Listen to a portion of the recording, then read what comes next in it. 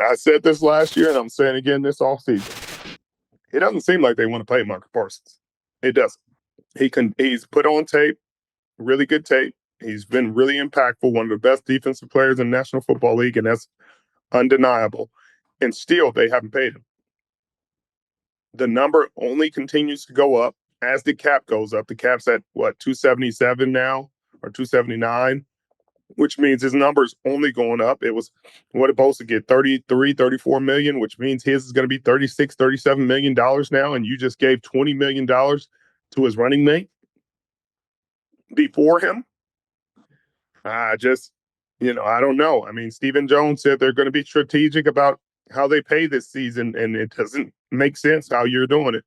Maybe they don't value him. Maybe they're going to move on for Micah Parsons. But I mean, even then, I think we would see some movement before the draft, and the draft is coming up here fast in a hurry. And so I haven't heard any rumblings, unless they're keeping it all under wraps, like the Luka Doncic trade, of Micah Parsons being moved for any substantial draft considerations. And that's what it would take. It'd take a top 10 pick, I would imagine, to get Micah Parsons from the Dallas Cowboys. But I don't see why the Dallas Cowboys do it outside of you not wanting to pay him, or something everybody else doesn't know. But I also don't understand why you haven't paid him yet. Like, it's not like his production has fallen off a cliff at any point in time. He's been really productive. He's played hard. He's played well. He hasn't been incredibly injury prone throughout his career. So this move is just head scratching, because you have one of the best players in the league. He's right here. You could pay him, and instead you're paying everybody else. You paid Dak Prescott top money. You paid CeeDee Lamb top money. You paid Odighizuwa.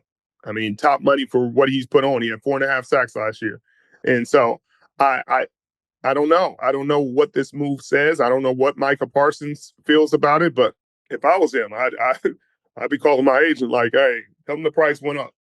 I don't understand what's in the water down there in Dallas. I mean, this management of both the Mavericks and the Dallas Cowboys, it's very perplexing, to say the least. Let's move on and talk about the defending champs. The Philadelphia Eagles caught headlines here with some notable cuts. A friend of the program, I know one of your good friends, Darius Big Play Slay, is cut along with James Bradbury. A lot of this could be just, cap restructuring. Maybe they bring these guys back, maybe not. What are your reaction to these moves from the Philadelphia Eagles? Well, when they took corners in the first and second round last year, you could see what direction they wanted to go. Quinyon Mitchell looked like a perennial All-Pro, perennial Pro Bowl type player. Cooper DeJean looked great in the inside and the nickel safety, rover kind of role that he played in Vic's defense. I think that's what they're thinking. And I think they would love to have Slay back in a lesser, on a lesser salary. And I don't know what the logistics of the salary were, where they couldn't just restructure them and continue. But I think that just pushes the cap hit out later. And, maybe they just want to do something now and lower it now. And it made more financial sense to cut him and then re-sign him for a lower number than to just restructure him and push some of the salary out. I don't know what they're going to do with James Bradbury, but maybe they want him back too. But again, they've drafted really well at that position. They have depth, and they feel comfortable with that depth. I expect Slay. He's a guy that Philadelphia has loved, the fans love, the team loves. He played well in the playoffs. He played well in the big games, and I think he's done a great job mentoring those young guys and helping them develop in the way they have. Where do you see as a good fit for Slay if it's not Philly, if Philly does ultimately move on from him?